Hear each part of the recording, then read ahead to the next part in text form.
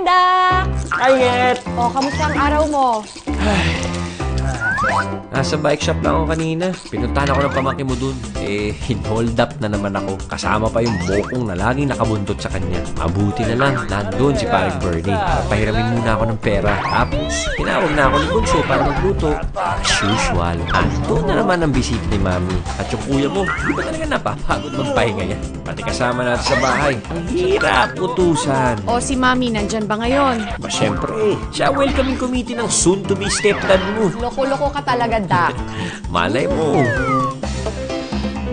Kain na, Nget. Guys, ito pa pampasarap, oh! Here we go! Kain na kayo.